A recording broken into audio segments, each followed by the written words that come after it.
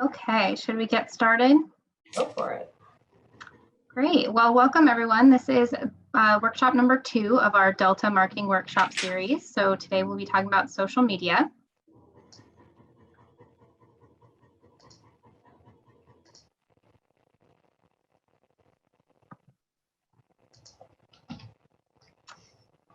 So a little bit about this workshop. So I think some of you joined us last time when we talked about websites. So we'll be going until hopefully about 7:30. Stacy's going to go through a few topics. I'll go through a few topics, and then we'll definitely have time for Q&A if there's anything you brought that you were wondering about or anything we say that you'd like to clarify. So we'll do some introductions. I will go first. My name is Elisa Harrop. I'm the communications analyst at the Sacramento San Joaquin Delta Conservancy. Social media is definitely a fun project for me. I actually wrote my undergrad honors thesis on Facebook use in the theme park industry. So really interesting to me, and I could research it for many years. I'll let Stacy go next. Great, thank you. I think I know most of everybody, but Stacy Hayden, and I am the information officer for the Delta Protection Commission. I've been doing graphic design, web design, social media, photography for all of the above, and communications for over 15 years, both privately running my own communications and marketing business. And then I've been with the Delta Protection Commission now for over 4 years. I also lead the Visit CA Delta website and social media channels, as well as Delta Protection Commission's social media channels. I also have a student assistant, Kevin Murphy, who has been doing a lot of great work boosting our social media on both Visit CA Delta and Delta Protection Commission channels as well. And I'm really excited to share the information in this workshop. I was pretty excited for the last one, which was on websites, because I've been doing that longer than I've been doing almost anything. But as I was actually going through and writing some of this stuff for this workshop, I started getting really excited about some of the things I'm looking forward to sharing with you, because there's a lot of good information, I think helpful tips, but it is a lot of information. So, sometimes just focusing on one key thing can be a good way to go. So please don't get overwhelmed by all the different things that we're sharing. We're just going to kind of offer you like a smorgasbord to help you kind of pick and choose what works for you. Awesome. So since we have a small group, I think it'd be great if everyone could introduce themselves as well. I'll call out your name. That way we can go in order. So maybe just tell us a little bit about you, and then also if there's anything in particular you're really hoping to learn tonight. So we'll start with Paulette. Hi, I'm Paulette Henham. I live in Cortland. I retired from state parks about 2.5 years ago. I'm on the National Heritage Area Advisory Group, and I'm looking forward to learning from you and Stacy. Great, we're glad to have you. How about Christine?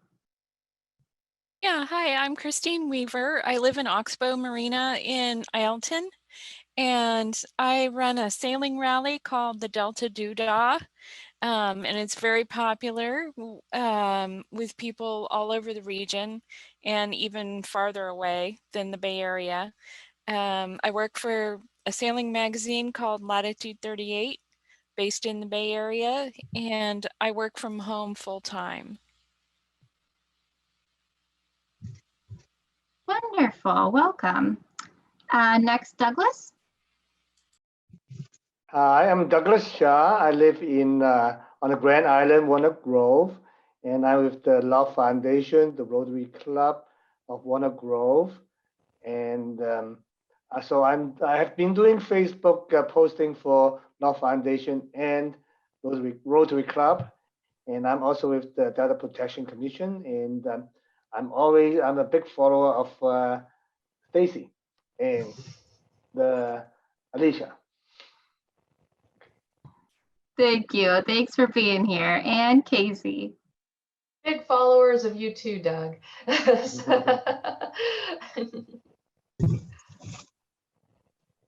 Oh, Casey, I think you're on mute. Casey Nash. I'm with the Rio Vista Chamber of Commerce presently, but I'm going to be ending that at the end of the month.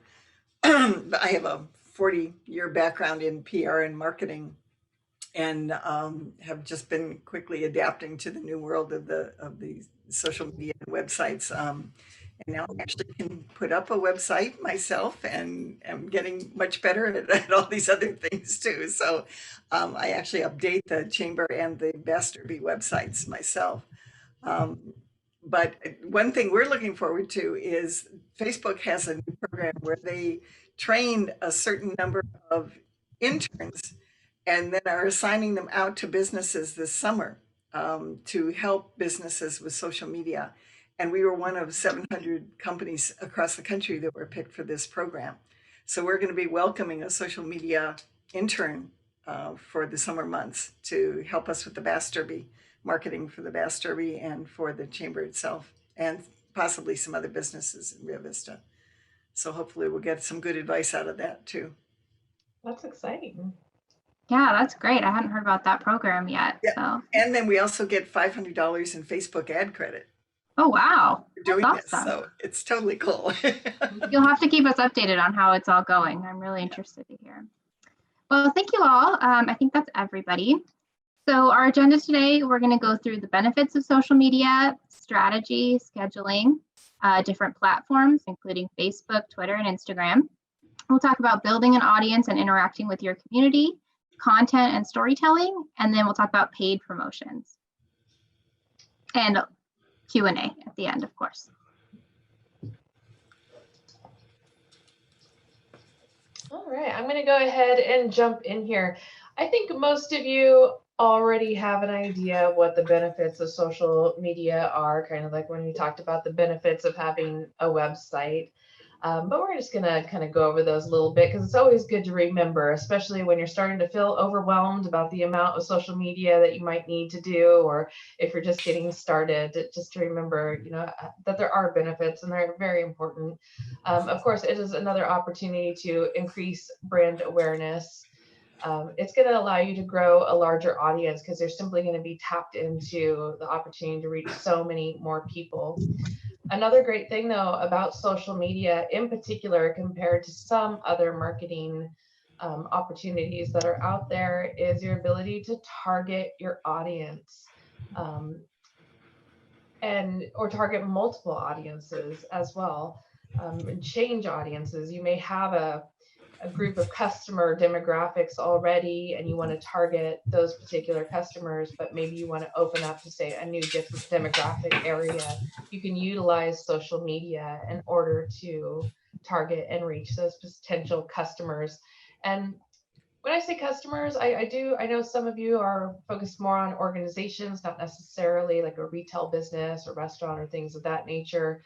So just, it's a very interchangeable, whether you're trying to get customers or trying to get people coming to a museum or trying to get people to donate or whatever it may be. This all, you know, works towards those goals.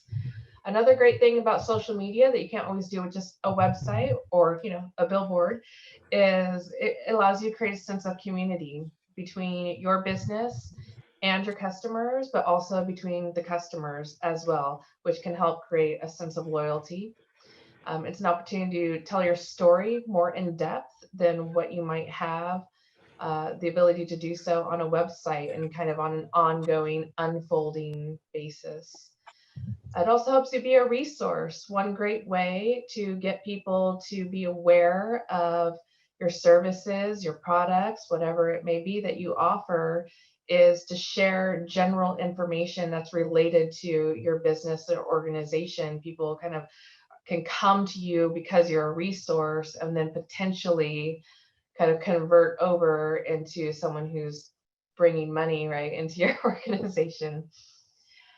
And it also increases trust because it allows for a little bit more transparency. Again, you're kind of building that community, you're creating those relationships, you're telling your story, and all of that helps increase trust with the people you're interacting with and would like to interact with. Ultimately, right, for the goal of generating more leads, more traffic to your website, and ultimately more sales or awareness or whatever your goals are. So There's many more benefits to social media, of course, but the more you can keep that in mind as you're scheduling out posts and working with interns and trying to remember you need to get that information out, like how much value there is to social media and why it's important to keep consistently working at it. Most of the time when people are starting social media or even have been in it for years, it's often kind of like a fly by the seat of your pants kind of scenario, you know, which can be fine and can work great. But I do think that applying a little bit of strategy ahead of time and during can really maximize your effectiveness, but it can also save you time in the long run as well. Doing things like setting objectives. What is the information you're wanting to convey? What are your goals for your business? How do you think social media can help support those goals? You know, just doing a little bit of brainstorming and writing those things down so they're in your mind can be very helpful. And then setting actual goals, like hard goals, like I'd like to increase my Facebook page to 10 more followers this week. They don't have to be big goals. They just kind of need to be like defined. I shouldn't say hard goals, like defined goals. You know, I'd like to convert an extra 5 sales from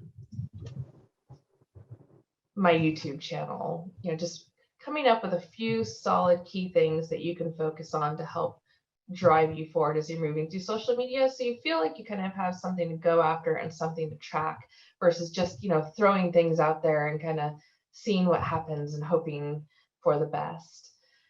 The next thing to help you with strategy is to define your audience, and hopefully as a business this is already something that you've done, right? You already kind of know, you've already done a little bit of the legwork around who your audience is, who your customers are, who are the people you're trying to reach. But then, you know, really kind of focusing that down for social media a little bit more. Maybe the people you're trying to reach on social media or through a specific social media platform is a little bit different than like your current customers when you're trying to, like I said, reach that new audience base. So just making sure you understand who it is you're trying to communicate. I know, for instance, for Delta Protection Commission, that the people we interact with and the people who interact with us on Facebook and Twitter are really quite different. On Facebook, we're much more involved with like community members in the Delta versus Twitter, we're much more engaged and focused on, you know, other agencies, local agencies and things like that. So knowing who you're trying to reach and who you might be trying to reach on different platforms. And we're going to talk about your kind of finding and understanding your audience a little bit more as well. You can occasionally also do things once you've built a little bit of an audience to kind of survey them and actually reach out with posts and things, asking them, you know, what they want to see more of, having that direct engagement to help inform your ongoing strategy. And another aspect of strategy is tracking and analyzing. Most platforms have tools that you can access very easily that show you how many followers you're getting, how many you've gotten month to month. You can look at comparisons year to year. You can look at specific posts and see how well those posts are doing. That information alone is incredibly helpful because over time, you can start to look at what types of posts tend to do better than other types of posts that you've shared. And by doing that, you can stop wasting time on certain posts that aren't doing well and just keep on going with those other posts, or try new things instead, or put more effort into the types of posts that tend to do really well. That's really key on social media, is that tracking and analyzing. And it can really just take a few minutes to quickly look at the posts, list of posts, and see, wow, these types of posts, when I do those, when I post these videos, wow, they get, you know, 400 likes. When I just share a link, I get 2. You know, you can pretty quickly see some of those trends through the analytics side of most social media platforms. and test. So, you know, once you've kind of done some of that tracking, test things out and see if, you know, a certain post is doing well. See if you do 1 or 2 more posts a week like that, if that actually helps. Try something different and, you know, try it consistently for a couple weeks and see, you know, how that's doing. Don't be afraid to kind of like try new things out. There's websites and a lot of other options out there for testing. So you could even test out how you share information. You could have the same information and test out whether people respond better to it when it's written out in long form with lots of text, or short form with just a little bit of text. If it did better using just photo or video, you know, so you can play around with your posts and the information and content that you're sharing. We could spend an entire workshop just on strategy alone and these particular things, but we definitely have more to cover. And of course, the things that we're going to be covering is all a part of strategy as well, such as content and defining your audience. So let's go ahead and move on to some of those tools and resources and other things I have to share with you. I did have one more thing.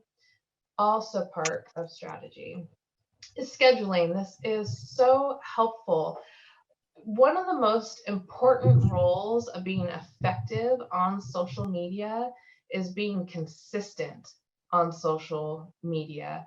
You would be much better off posting 1 time a week, every week, roughly around the same day, than, you know, posting 3 posts 1 week and going 2 weeks and posting 1, and then going a week and posting 5, and then going a month and not posting any. People really like and respond to consistency, and they're more likely to stay connected with you. They're more likely to come and find you as well if they tend to like your content, because even if they like your content and you're not consistent with it, they're going to eventually drop off, because they're going to feel like they're wasting their time coming to your page looking for information, and it's not there that week or that month. So finding a schedule that works for you. And the question, how many times per week should you post? You know, part of that depends on the platform, but the rule really is, it's however many times you can post a week consistently. That's the amount that you should post. If you can post every day, great. If you can post several times a day, great. If you can only post 1 day a week, that's great too. Try to make it close to around the same day every week. Even if you're posting just once a week consistently, you still have that opportunity to engage and build community and build those relationships and consistently get that information out to try and kind of like hook people and bring them in. So set a schedule for yourself, one that you know you can stick to, one that you know you'll be able to get to on a Monday or Tuesday or whatever day it might be. There are analytics that show you when your users that tend to come to your page and tend to look at your posts, like when they're on and what days they're generally looking. You can look at those and try to match your posting schedule to that information. But again, if it doesn't work with your schedule and you're not actually going to do it, it's not going to work, right? So the best advice I have for you is set a schedule that works for you so you can be consistent. There are things you can do to work within that, though, to kind of help you along the way. So if you wanted to post more than once a week, but you only had once a week to really sit down and focus on developing content, creating in bulk is a great way to go. If you can create 2 or 3 posts for any given platform like Facebook or Twitter or whatever it may be, maybe all at once, they could be different posts, they can be a whole series, however you want to do it. But you can get those done all in one sitting, and then all you have to do is kind of jump on throughout the week and just quickly get the post up. That's a great way to save time and help you stay consistent while getting out more posts a little bit more often. There are really great platforms that actually help with drafting posts and scheduling posts. So you can do that kind of bulk work ahead of time if your schedule is tight or limited. And I'm going to show you one of those. It is my favorite. I am using just the free version right now, and that's called Hootsuite. I'm going to jump over to that. So give me just a moment to change the share screen.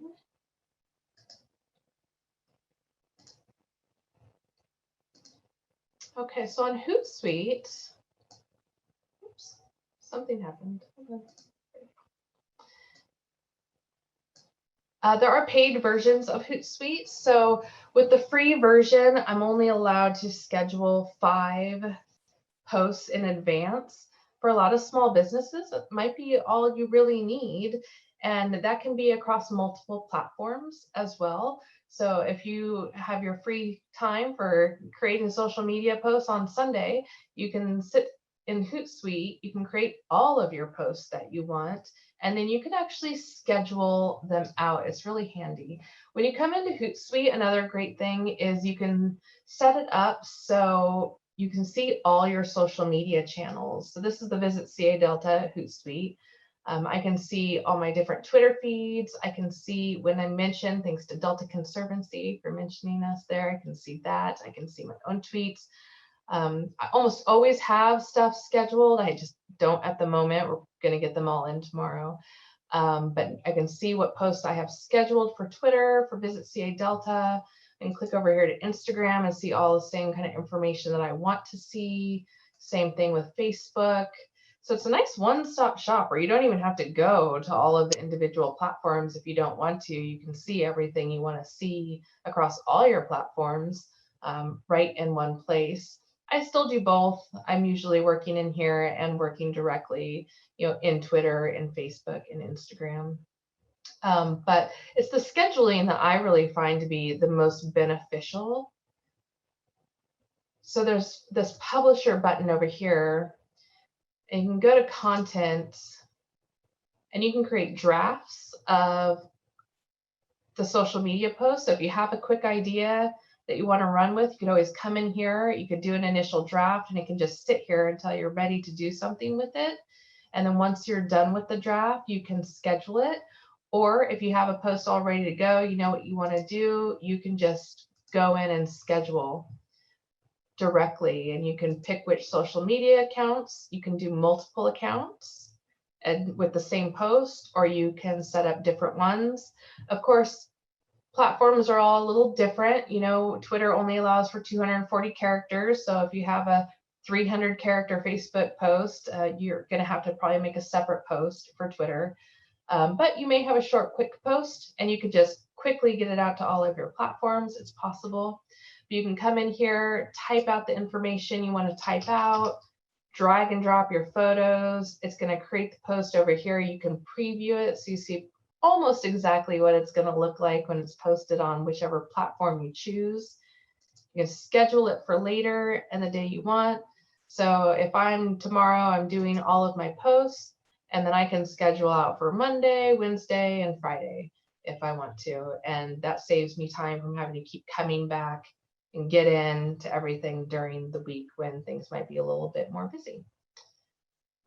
So can I add a little advantage of Hootsuite too? Please, yeah. So if you are having an intern or someone else help you with your social media posting, but you are concerned, you want to make sure you're kind of overseeing content, this is a great way to do that too, because they can schedule and you can really easily see what's scheduled and review that and see exactly how it'll look. That's incredibly useful. Yeah, whether it's an intern or you've even hired somebody to work with social media, it's generally a good idea to keep tabs on things that are going out. And so that is how I work with my student assistant, is they do all of the drafting, and I'm able to go in, check out all of the drafts, make changes or ask him to make changes, and then when they're ready to go, he can get them all scheduled and sent out. It's a great time saver. It's a great place to also store ideas. And again, even the free version is really useful. So this is one very helpful resource. Yeah. Come back to my slides here, one moment. Okay. Let's get into platforms. There are so many. I mean, here is just a few, right? You got Facebook and TikTok, YouTube, Pinterest, Instagram, there's Snapchat, Twitter, the list goes on. There are countless others that are out there. People are using them. These are, of course, some of the most popular. Facebook has an estimated 4.4 billion visitors each month. I mean, that's just such a massive number. Pinterest has 300 million, 500 million accounts are active on Instagram daily. TikTok is one of the most is the #1 downloaded app actually in the Q1, the first quarter of 2021. It's rapidly growing. I think there was 56 million downloads just in December alone. YouTube has around 2 billion logged in monthly users. These are all people that you have the potential to reach, right? They are there waiting for your content. They're available to be found and become part of your community. And that's just these, right? Then there's all the others. And how do you decide what to use? And because they're all so different, right? And that alone can be a very challenging and daunting aspect.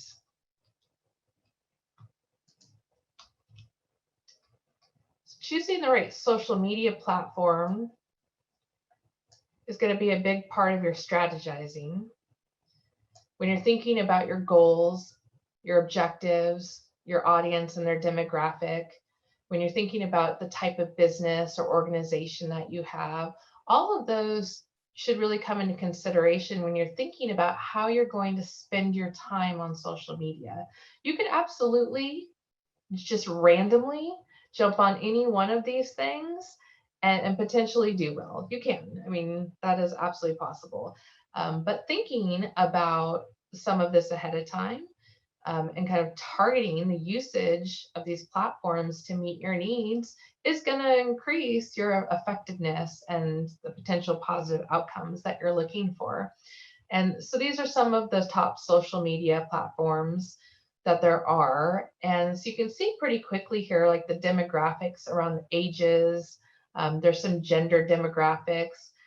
This was by no means saying that, you know, most of the people on Facebook are not 25 to 34, but the highest percentage of people are in that age group. I'm going to show you some other demographics as well that kind of share a little bit more information. As a general rule of thumb, if you're trying to reach 18 to 24-year-olds, you're going to be much better trying to reach them on TikTok than you're going to on Twitter.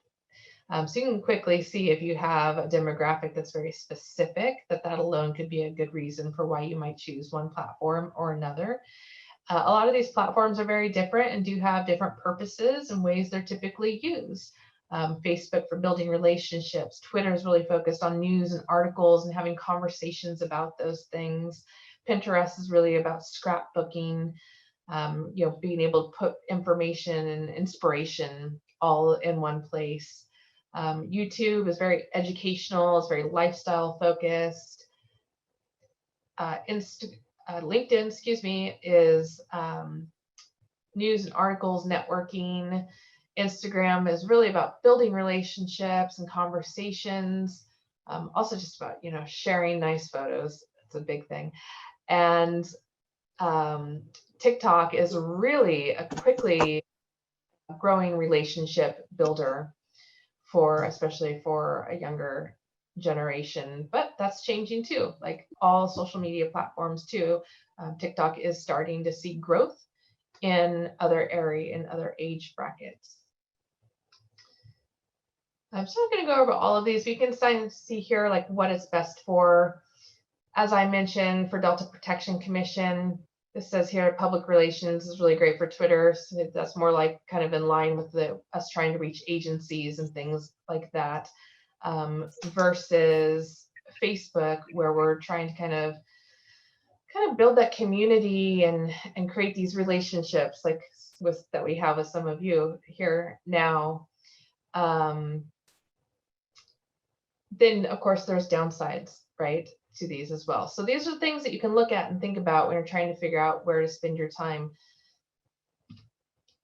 And you have to ask yourself, which one should I use? You have a lot of information in your pocket there.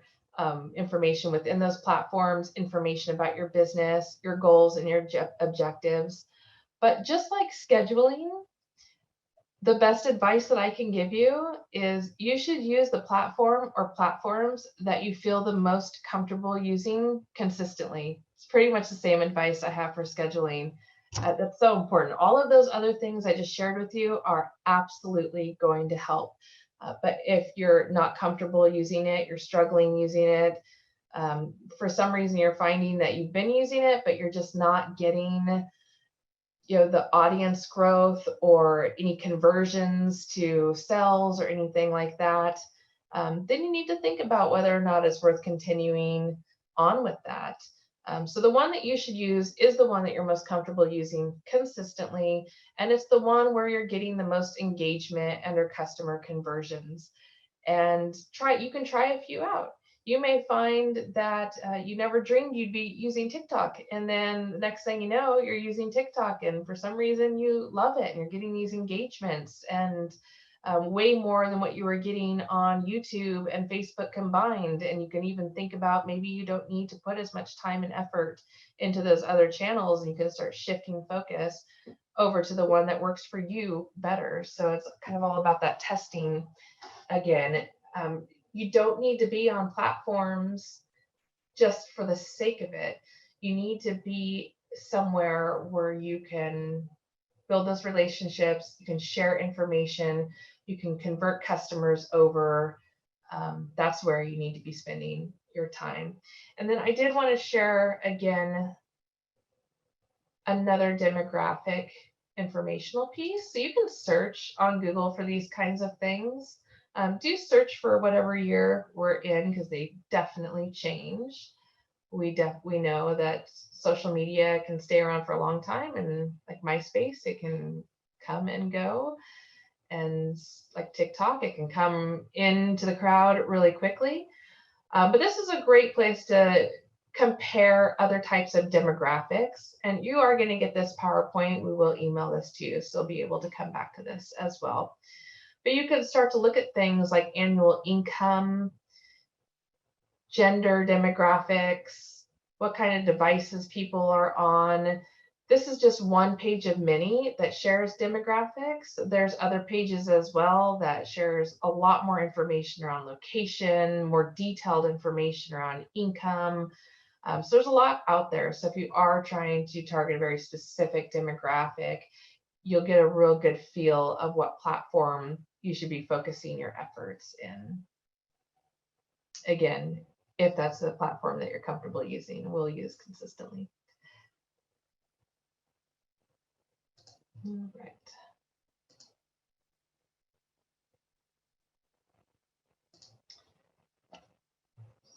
Coming back to my slides, one moment.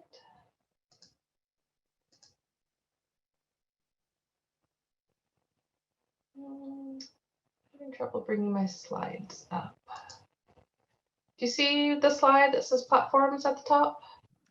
Yeah, we actually didn't see the demographics page. I think it was stuck. Okay, yeah, let me know if something doesn't seem like it's going along with what I'm talking about. Let me see if I can just go back to the demographics page real quick. Can you see that now? Yep, there we go. Okay, so this is just one example for those of you who didn't see it, or if any of you didn't see it, the types of information that you can find on some of these websites just by searching social media demographics 2021, for instance. This page only has a few platforms, but you can also search specific to certain platforms as well. So there's a lot of information out there that will tell you kind of where to find your target market on social media. All right, now I'm going to go back to the slides. All right, back to the slides? Yes. Okay, great. All right. I do want to talk just briefly about, once you've picked your platforms, making sure that you're getting them set up correctly for your business. Especially like Facebook in particular, you don't want to have a regular personal page for your business. Even if you're a solopreneur or an artist or something along those lines, I highly recommend that you always have a Facebook business page separate from your personal page.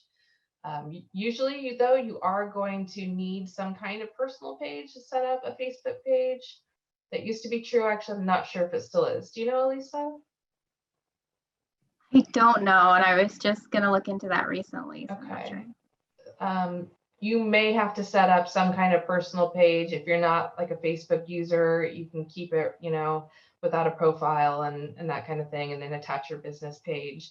No one's gonna know, or see that there's, a connection there, but that will allow you to have admin rights on your business page. And once you have a business page set up on Facebook, you can also give admin rights and different types of user rights to others as well. They have to like your business page in order for you to be able to do that, but it'll allow you to work with assistants and interns and employees, while also having control over your business page without completely giving it to somebody else. Also, Instagram for business, you can easily convert over for free. It just allows a few more options than just a regular Instagram profile. So you can set up Instagram like you would for personal endeavor, and then just easily transition it to Instagram for business on your desktop. It's very easy to do, just going through the links up at the top. So making sure that your page is business focused on whatever platform that you have. Also, this is so important, making sure that your business name and your handle, how people are finding you through social media, are clear and really reflect your business name if at all possible. Unfortunately, it's like domain names, a lot have been taken. So hopefully you can find a way, if you can't get your exact business name because somebody else has it, to come as close to it as possible. One way to do that is to have your business name and then like the city or town that you're in after it, but getting that business name up front first. It's going to be helpful for when you do other marketing. It's going to be easy to remember. But another important thing is when people are like doing a mention, like say I wanted to type a Facebook post and I wanted to say, I went to the Lock boarding house, and I would type an @ and I'd start typing Lock boarding house. It would pre-populate and show me the Lock boarding house. I can click on that page, and then the post will actually show Lock boarding house as the name and as a link that people can click to then go to that Facebook page.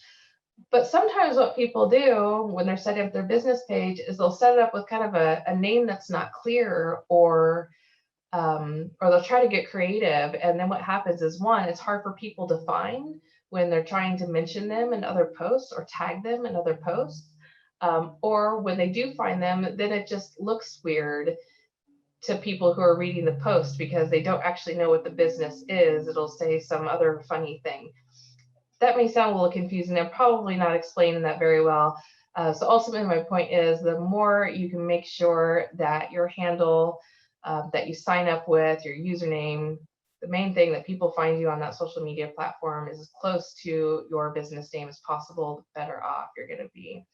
And then also making sure that you do take the time to fill out the bio or about sections, to make sure the links to like your website or other social media platforms are included. If you have hours, because you're an on-site business, getting those in there, making sure that they're only in there if you can keep them updated.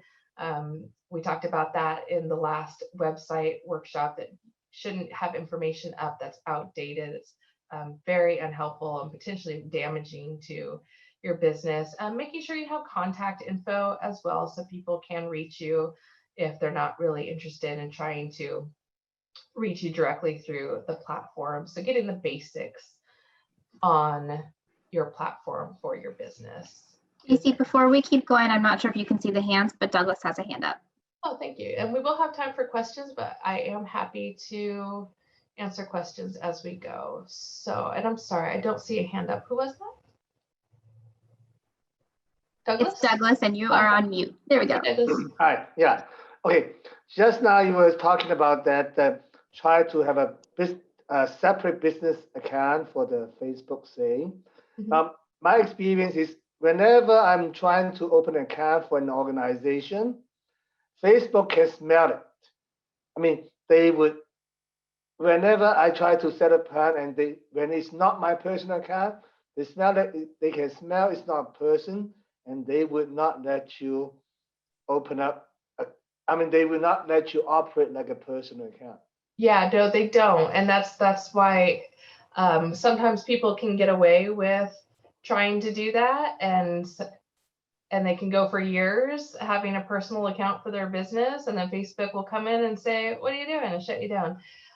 So typically, what you have to do though is you have to have a personal account, and then you open up a Facebook business page, and that's where you need to put your business under.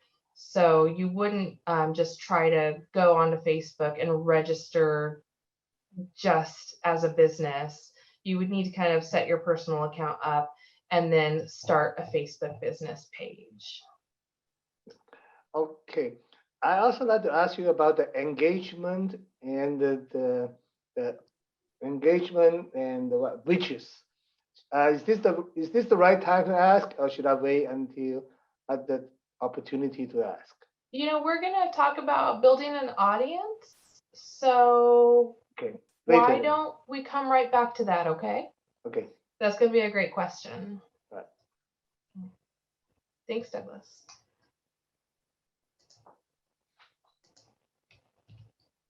All right, so here we are, building an audience. Good time. I felt like I should put this in that to build an audience, social media is your secondary focus, right? You're never going to build a great audience if you haven't built a great business, right? If you don't have great products, if you don't have great service that you're offering, if your customer service is lacking, it doesn't matter what you have on social media. You're not going to be successful if you don't already kind of, have your business in the right place. And along with that, I'm going to share some tips with you specifically on things you can do to build your audience once you have those things in place and you're ready to be on social media, but also having the right content. So these other things I'm going to share with you to help build an audience aren't going to matter either if you aren't already sharing really good content. That's your number one purpose for being on social media. It's not to do any of these other things I'm about to tell you, which are good to do. It's to share content first and foremost. So if that's the only thing that you really have time to do is create and share good content, that's where your focus should be. But once you have that down and you have good content that you're sharing out there, then there are steps you can take to actually start building your audience on platforms. And of course, there's a bunch of different platforms. I'm going to focus mostly on Facebook and Twitter. They're the most popular for the most part. But these things you can kind of think about how they might transfer over to other platforms as well. The number one thing is, even though I just said if you only have time to post content, fine, do that. But hopefully that's not the case. Ultimately, you don't want to just post it and forget it. If you're getting comments on your content, you always want to take the time to reply to those comments. Sometimes the comments are simple and maybe you just need to do a reaction, hit the like button or the heart button on Instagram, whatever it may be.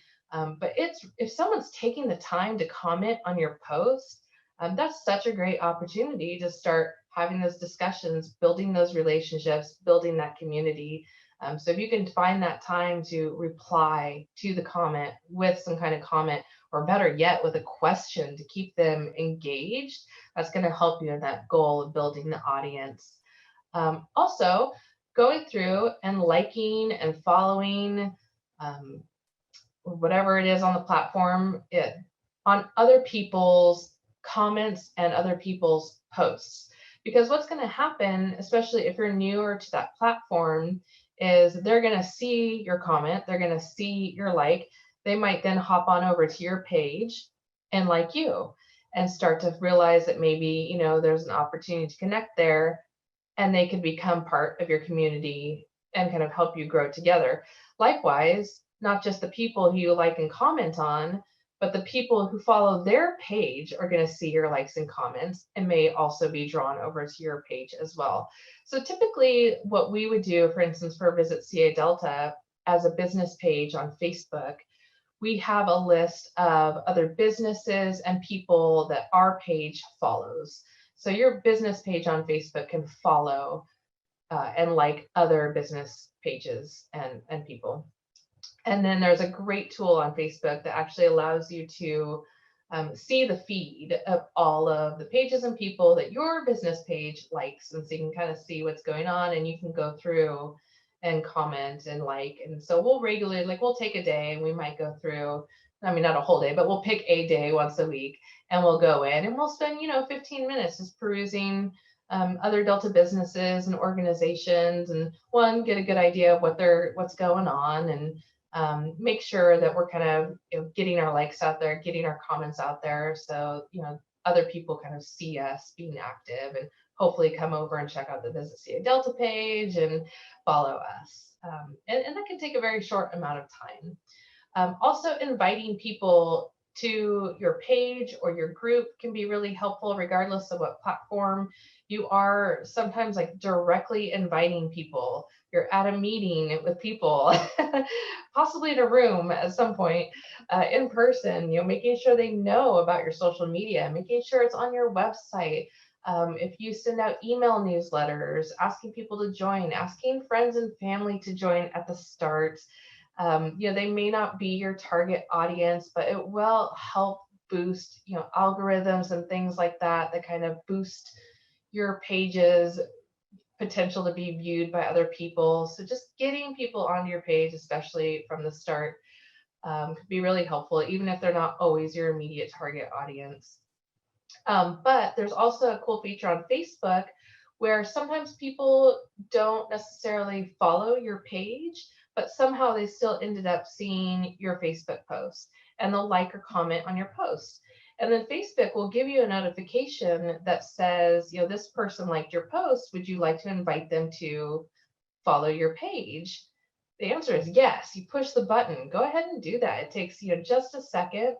Chances are, if they took that time to like or comment on your post, that they're probably going to be interested in other things as well. I've found, 90+% of the time when that happens, people will end up following your page if you invite them that way. So same thing on Twitter, just getting out there and interacting, getting into Twitter chats, retweeting other people's tweets, just staying engaged aside from just posting your own content. Another one is engaging in Facebook groups with a similar target audience. I get some of my best engagement by doing this. These people have done a really good job already creating a community. So being able to tap into communities that are already in existence helps to bolster your community as well. Everybody here is in the Delta or works or does something in the Delta. So, things like Delta News, if the Rio Vista Community Bulletin, anything like that, there's almost every town has something where there's some kind of group where you can share information about your business or your organization and get more involved in established communities and try to get and bring those people to be part of your community. So I highly recommend that, especially in an area like the Delta, where things like word of mouth and these communities that we've all kind of created are so valued and important. And then along with that is starting your own Facebook group.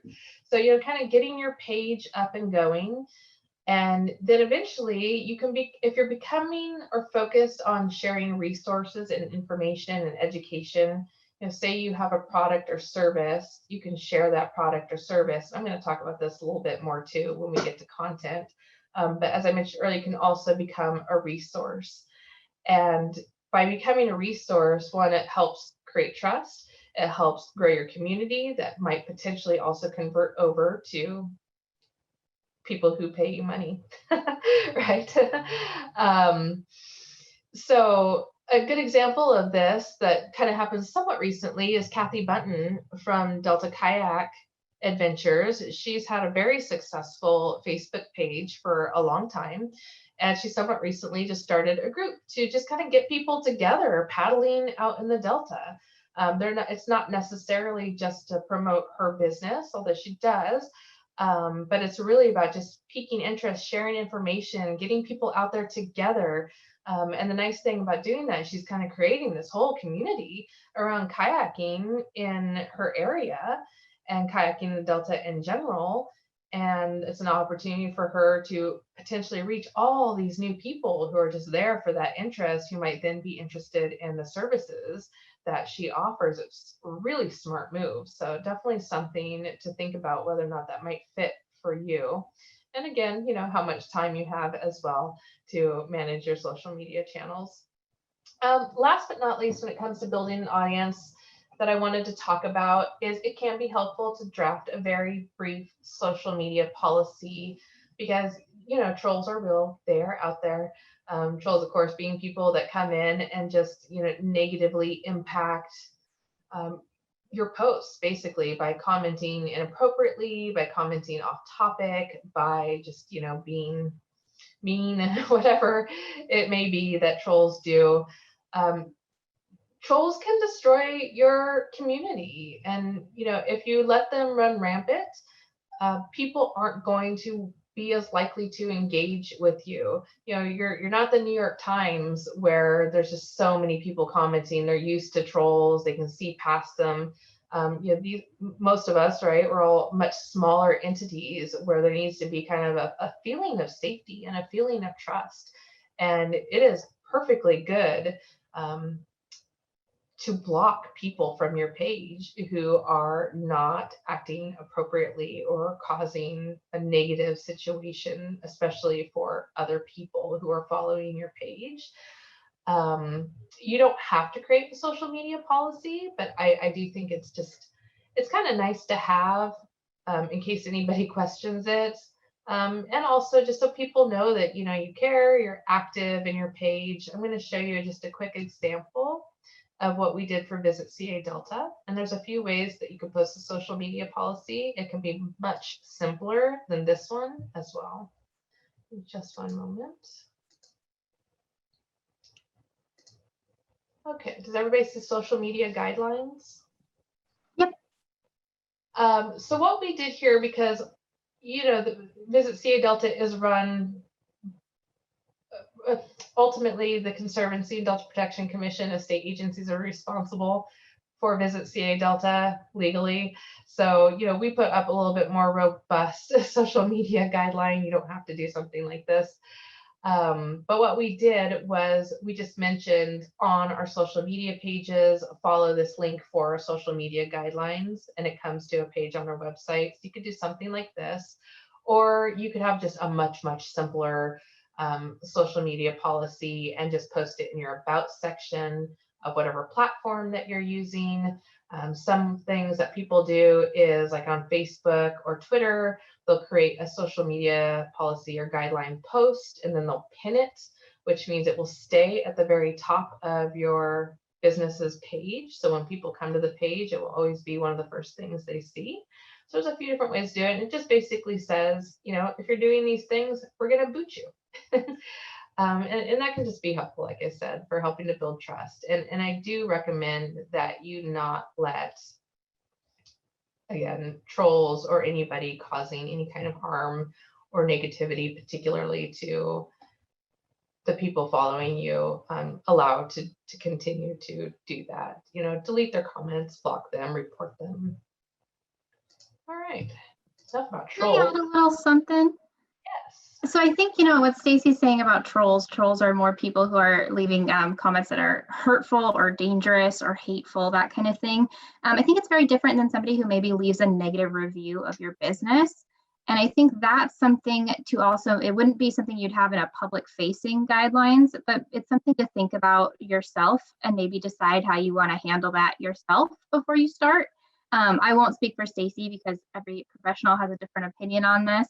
But I personally am of the opinion that it's more harmful to delete negative reviews than it is to respond to them. I think for the sake of transparency, you want your customers to see, hey, things happen, it's not always perfect, and you want them to see how you respond to that.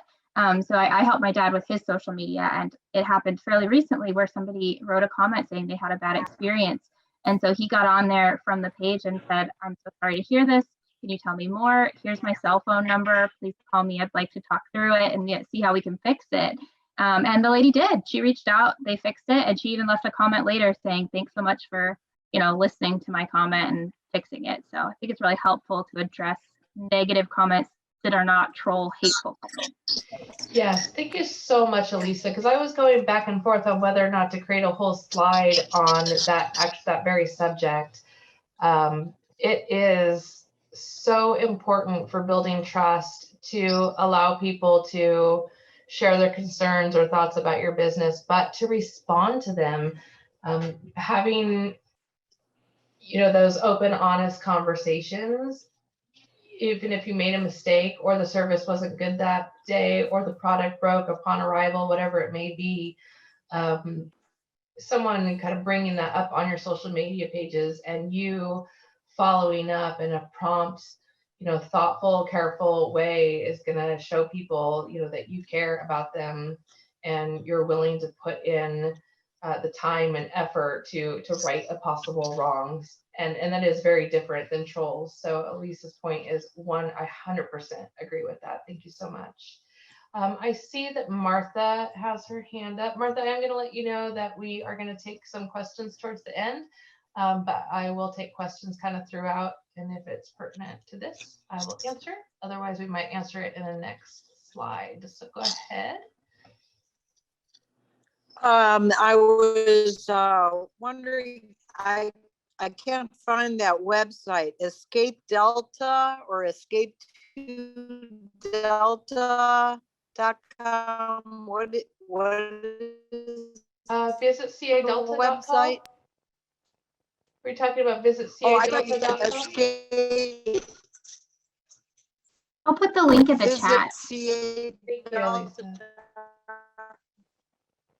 So you're breaking up a little bit, Martha, and Lisa will get you that link in the comments, okay? Thank you. Absolutely. All right, gosh, this is, we have a few things to cover here, and content's a big one, but hopefully I won't take quite as long as I took on some of this other stuff. So let's go ahead and move on to content, because content is king, or queen, as it may be. So when it comes to content, just like some of the other things I said before, the focus isn't just, getting things out there, doing everything. You want to focus on quality over quantity. I'd much rather see you post one really, really great post a week than 18 terrible, not very thoughtful posts that aren't helping you. So focusing on quality over quantity. Part of that is keeping the salesy tactics to a minimum. It's not uncommon to go to a page and all you see is, Taco Tuesday, Wine Wednesday, and it's always just focused solely on their services or their product. And every post is about that, trying to get the sales. You want to be able to mix it up in order to keep people's attention by making sure you're offering other information as well. We'll talk about what some of that other information can look like here in just a moment. But when you are talking about your product and your services, I talked about the experience factor, sharing experience factor in the last workshop. It's not just saying, hey, we have this service to offer. If you could find a way to share your service or your product, your organization, whatever it may be, so that people can really get a feel for what it would be like to engage with your product or service. That's really what you're trying to go for, is getting people to get that experience factor through the words that you use, the stories that you tell, the photos and videos that you share. Coming back to the stories, sharing your story, sharing your history. Part of building community is building connection, and sharing your story and sharing your history on a regular basis helps people to feel like emotionally connected to the work that you're doing, even if it is just a product. I mean, we do it all the time, and marketing really functions that way across the board, even in regular advertising, getting that feeling of connectedness to storytelling. And then, as I mentioned, becoming a resource is another great way to share content. You're not even directly sharing your service per se or what your business does, but you could be sharing something related to your service or product in some way. Just giving educational information is such a great way to get people to keep coming back to your social media channels. So then when you do share information about your products or services, they're there and they are listening because they're already utilizing you as a trusted resource. When you're writing, addressing your audience directly, like, hey, this is for you, right? Really focusing on that connection to them, almost like you're talking to them. And this may depend on what your business is. But as a general rule of thumb, talking to them directly, like you're talking to a friend or a family member, like somebody you already know. So when you're writing your social media posts, like try to imagine that you're not just like internalized and talking about what you do and what your business does, but that you're actually like talking to your friend about it. That, sometimes that feeling of excitement or what you think they want and need, trying to kind of get out of yourself and out of your business a little bit more to focus on your audience and what they want and what they need, and consider them like the active listener when you're writing and creating your posts, whether it's writing or photography or video. When you are writing, use an active versus passive voice, that kind of dynamic, straightforward type of language. Utilizing calls to action. It's one thing to just share information. It's another thing to try to get people to actually do something, anything. Anytime you can get them to do an action, you're engaging them more, and the more you can engage them, the more they're going to be invested, and the more often you can do that, the more you're going to build and create that community, get them converted over again to customers, keep them coming back for more. So a simple post on Visit CA Delta might share somebody else's post, like something that a business is doing. So we may say, Maywa Beer Room is having this event. You should totally check it out. For other events, also follow this link to Visit CA Delta. We want that action of getting them to our website. So we're sharing other information, but we're also kind of creating the action to get them over to our website so they'll see what's going on there and utilize that more. Focusing on original content for the bulk of your posts. What that means is it's really tempting to share other people's posts. It's so easy. You'll see a lot of people do this.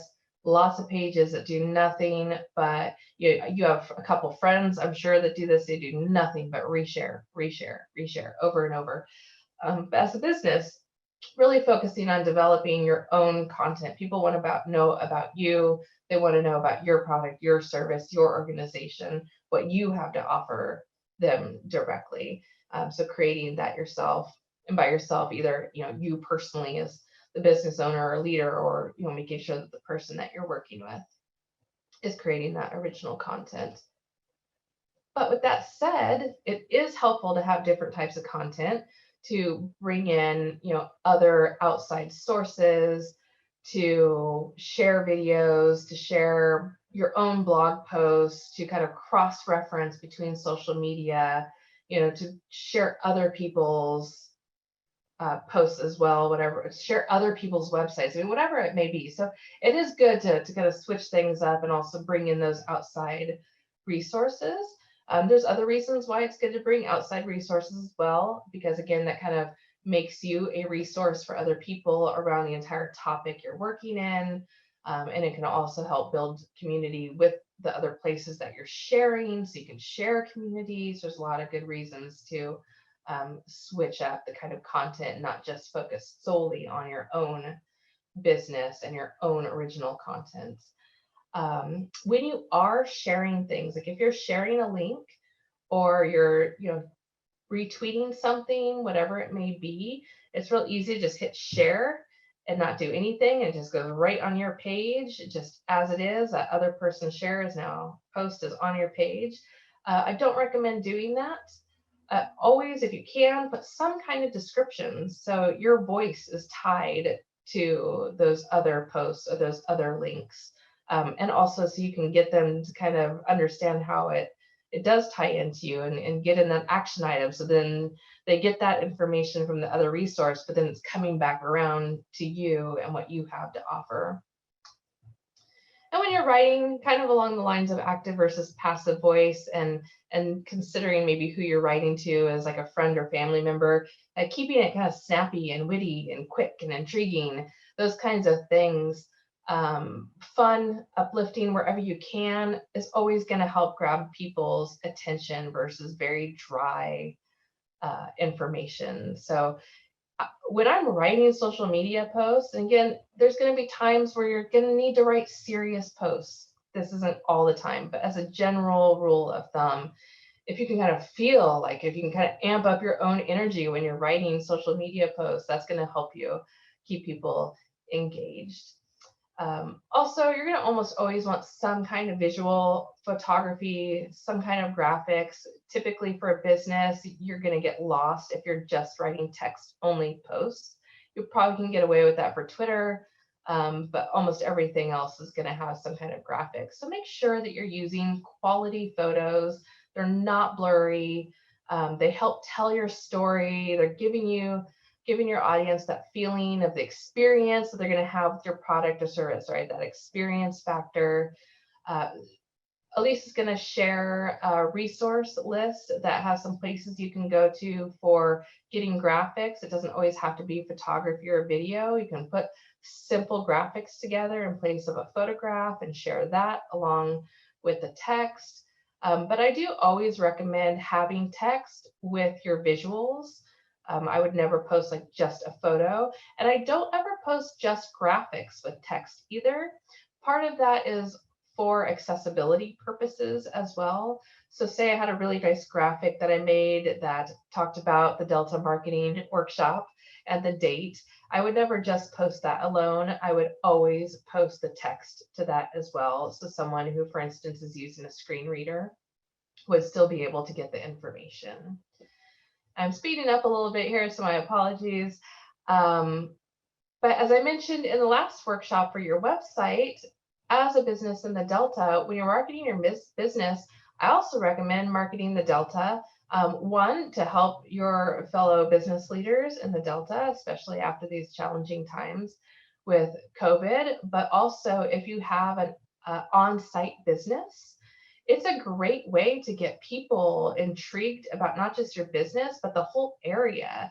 And someone's more likely to travel, from Sacramento to Rio Vista, or, from Stockton up to Walnut Grove, if they know that coming to your business means they're going to have a whole experience when they come to the business, that they can enjoy your great food and your live entertainment, but also be able to walk down Main Street and do some shopping and, rent a boat and spend the weekend, whatever it is. So if you have an opportunity to connect your awesome Delta business with the Delta on social media, I highly recommend it. It's just going to be good for everybody. And you're going to also be able to draw in tourism as well, tourists who are going to come in and spend money at your on-site business. All right, so you've listened to me for a while now. I'm going to go ahead and pass the wand over to Elisa. She can talk to you a little bit more about paid campaigns and then wrap up the rest of the workshop. Thank you. We'll still have time for question and answers too when Elisa's done after paid campaigns. Absolutely, we won't miss that. So paid campaigns, so I'm going to talk a little bit about, if I could go back a slide. I think we advanced. There we go, perfect. So a paid campaign is where you can pay on your platform to boost your posts or something like that.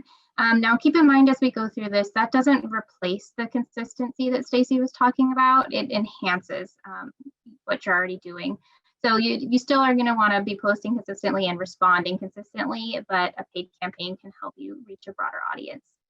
So there's a lot of benefits of paid advertising on social media, especially if you have goals in mind and you know what you want your campaign to accomplish.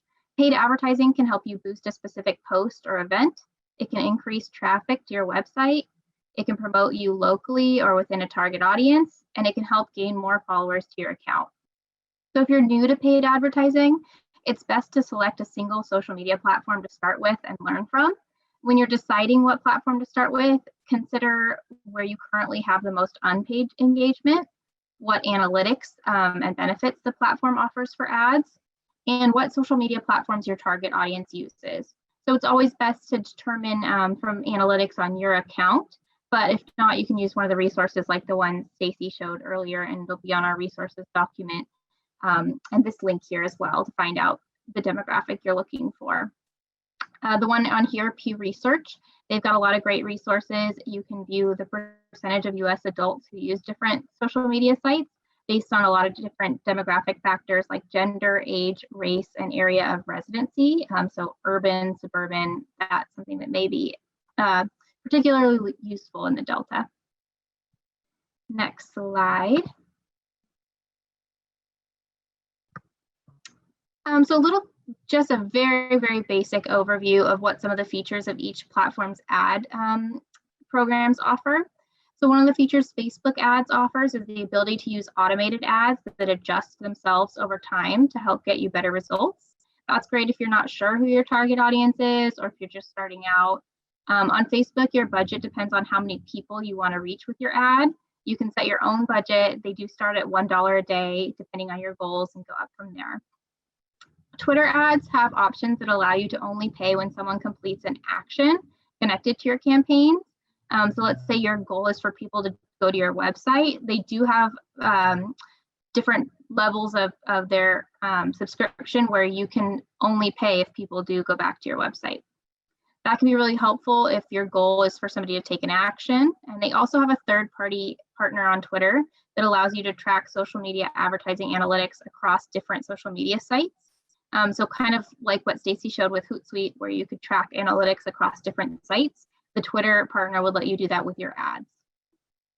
And one of the highlights of the Instagram ads is that they make it really easy to turn any post into an ad. So let's say you post something and you're finding it's got really high engagement and people really like it, you can turn that specific post into an ad. And that'd be helpful if you're maybe not looking to do a full campaign, but you're looking to promote a specific event. That could be for you.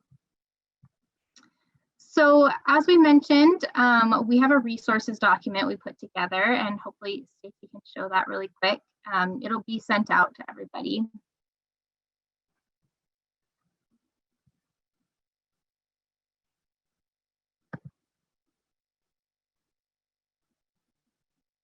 There we go. Okay, so the first page we've listed, and we have our little disclaimer at the top. We're not endorsing any of these. We just want to get you started and give you some links to look for information. So we've listed the top social media platforms right now. A lot of them we've discussed. There's a few on there we haven't, like Nextdoor and WhatsApp. So you can take a look at those. We've got the link to Hootsuite, some learning, some demographic links, graphic design, photography, and marketing the Delta.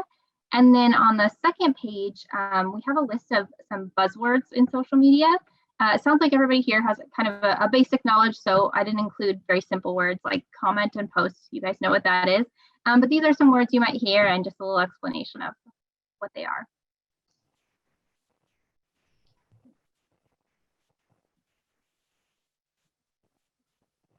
So I think we can go back to the Sorry, I'm struggling a little PowerPoint. bit. That's okay. I'm looking at text. Oh, we're ready for Q&A. So. And as we go into Q&A, I realized that I did not get back to Douglas's question about reactions and I think reach. So Douglas, do you want to present that question you had again? I always want to understand in the Facebook, you have reaches and engagement. Because I don't remember I ever engaged or be reached by, say, the Delta Chamber of Commerce.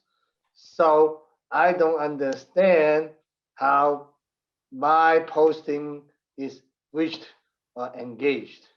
Okay, so reaches are on Facebook are whenever your post has come up on somebody's screen, and it may come up on somebody's screen when they're on their Facebook account for a number of different reasons.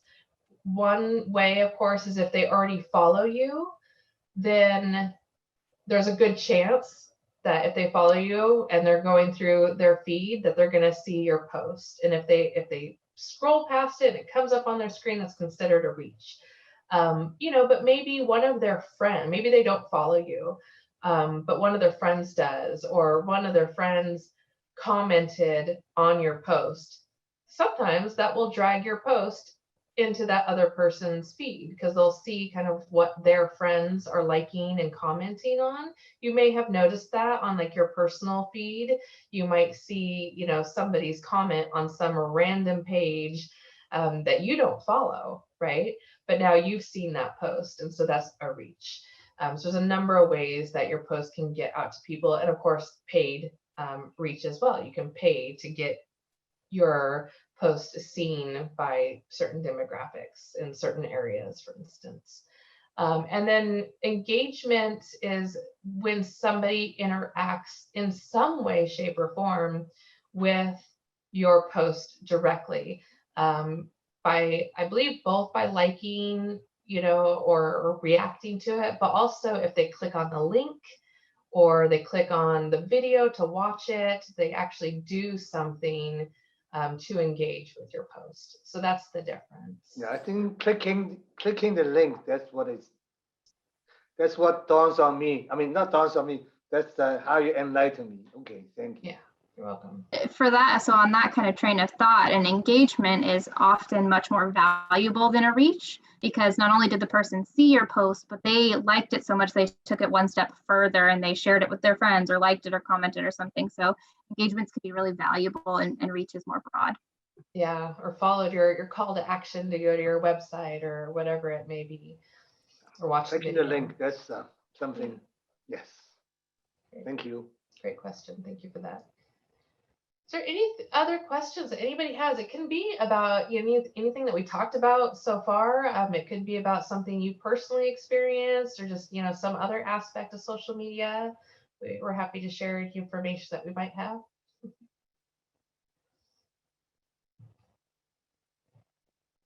All right. Well, as always, you can always reach out to us at any time. We'll make sure that you have our contact information. So if something comes up, you can shoot us an email or give us a call. We're happy to help where we can. Oh, I see a hand up. Casey, please. Hi. I noticed that some people put hashtags in comments. After, they'll do the post, and then down below in the comments, they'll start putting hashtags in. What does that do? Thank you. I did not even touch on hashtags. So hashtags are nice because you can click on a hashtag, and that will take you to a page where you'll see other posts that have that same hashtag. So if you're trying to get, build interest and potentially get, more people to your page by using hashtags, if that's a hashtag they're interested in and they click on it from, say, another page, they're going to come to a page that has a bunch of other posts that have that hashtag, including potentially your post. And then they may go, oh, that's an interesting post too, and come to your page now. So it's a great way to connect you to like a larger topic and group of postings about that topic. Another great way to use hashtags, though, is to kind of create your own topics as well. So Delta Protection Commission has the Delta Weekly Happenings email that comes out each week. And then we also have Delta Voice, which is our quarterly newsletter that comes out each week. And so whenever we do a post related to Delta Voice or Delta Happenings, we always do hashtag Delta Happenings or hashtag Delta Voice. And the nice thing about doing that is if people click on that, they'll go to a page where they'll see all of our posts that have hashtag Delta Happenings. So they can see all of the previous posts all on one page that have that hashtag. So you can kind of create your own way of like archiving and gathering your own informational pages around a particular topic. Okay. Stacy, was your question about putting it in a comment versus putting it on the post itself too? Yeah, both actually. I've seen it in text and I've seen it in comments, and I didn't know what the advantage was of each one of them. Yeah, so I don't know on Facebook, but I know on Instagram. So if you put your hashtag in the comments, it works the same way as if you were to put it with the image. So it'll still show up on those pages Stacy was explaining. If people are looking at a tag, the benefit to doing that would really only be if you want it to look a certain way. Some people, some content creators, more than businesses, are very particular about how it looks. So if they don't like the look of having a bunch of hashtags at the end of their post, then they'll put it in the comments. Well, I'd also heard too that it throws, if you put the hashtags in the text itself, that it throws off the algorithms. That it can cause your thing to be not distributed as well. I don't know about anything about that. Maybe Stacy does. I don't either, but what I would avoid is using hashtags that are not related to your topic. That could ding you. I would also, being careful of not using too many. It's not necessary to have 20 different hashtags. It's distracting. Anytime you can kind of focus and streamline your efforts is good. Like we use the Visit CA Delta hashtag a lot. And the nice thing about us using that is then other people see that hashtag. So when they're posting, like they'll post the Visit CA Delta hashtag, it's relevant to what people are posting. So I guess my point is just, pick a few if you're going to use them, and don't overdo it, because that can kind of wash down like the message, and potentially on the platform it could mess with the algorithms if you're not keeping it related to your topic, and or you're utilizing them too often, like too many. Okay, thank you. You're welcome. Great questions. Yes, Christine. Yeah, I have a question. If you're let's say you're a person doing all your own marketing and you don't have an intern, and marketing is only maybe a small part of your business, how much time would you spend in an average work week on social media? Because what I find is, once I get on Facebook or Twitter or whatnot, I'm on there forever and I'm looking at things that aren't even relevant to me. Yeah, that is a secondary problem, definitely. So kind of going back to what I was saying before, as far as how much time you can spend. How much time you can spend is however much time you can spend while being consistent and being effective. So you can have a 40-hour-a-week job doing nothing but social media, right? But if you only have a half an hour on Saturday mornings, then utilize that half an hour on Saturday mornings the best you can. Focus on creating original content first, and getting that out, getting that done consistently with quality. And then if you can go back through and do some of the other things that I talked about, such as commenting and liking on other relevant pages and people's information, doing some of those other kinds of audience building things, and do that next. So it can be very minimal. It could be 15 minutes a week if that's all you have. Utilize it to the best that you can. But if you can spend more, then yes, that's hopefully only going to help you. But no, you don't need to spend an hour every day. You don't need to spend 5 hours. And as far as getting into the hole, that's just something that I think we all struggle with, both personally and professionally. So I don't know how to answer that one. But yeah, so my recommendation then is, if that is a little bit of a struggle, is to try to separate the personal and business. Like you say, tell yourself you're just going to sit down for this hour, just focus on the business part. You can come back and get into the weeds later if you can. Separate those. And I think for me personally, using Hootsuite is really good to separate the two, personal and professional, because it's, when I'm on Hootsuite, it's work, I'm getting it done. I'm not browsing my news feed. And then when I'm not on Hootsuite, I'm probably browsing my news feed and down the rabbit hole. So maybe separating the programs. Yes, that is so true.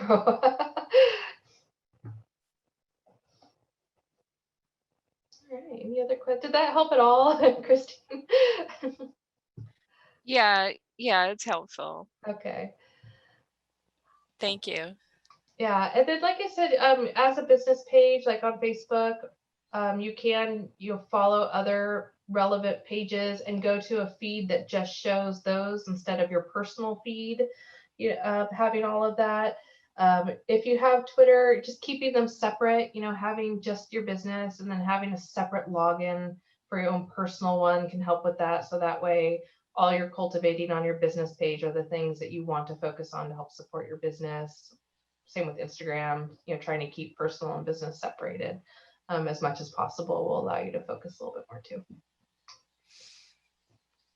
Okay, gosh, we are pretty much wrapping up here. Lisa, if you want to go through just a few pieces of quick information for everybody, that'd be great. Sure, yeah. So we have 2 more workshops in our series. One will be June 24th. The next will be July 29th. First, we'll be covering in-person marketing, and then after that, we'll have a little bit of a mixed bag. So you can see here listed some topics we've already considered for the mixed bag. But if you do have any ideas, feel free to email Stacy or I, and we can see if we can fit it in. Just a little reminder about Visit CA Delta. So here you can find the links to all of the different social media pages and the website, as well as the hashtag. That's going to be a great resource for you in sharing your own content and finding places and groups to share. And another reminder about the Delta Marketing Task Force. So it's a group of Delta organizations, businesses, and residents that provide direction on Visit CA Delta, social media, and other marketing. We'll have a virtual meeting in July. The date and time have not been scheduled yet, but some of the topics on the agenda are the Recreation and Tourism chapter of the Economic Sustainability Plan by the Delta Protection Commission, and then some low-cost marketing efforts for Visit CA Delta. And that's it. So here's our contact information. If you think of anything later or any ideas for a future workshop, feel free to reach out. Great, thank you everybody. And like I said, we'll send out an email pretty soon that will have this PowerPoint and that resource list document. Please reach out to us at any time. And then we'll also send you the recording in a week or two when that is ready as well, if you wanted to review anything in the recording. So thank you everybody so much. We look forward to having you at the next one. Great job, you guys. Thank you very much. Thanks. Bye everybody. Bye-bye. See you soon.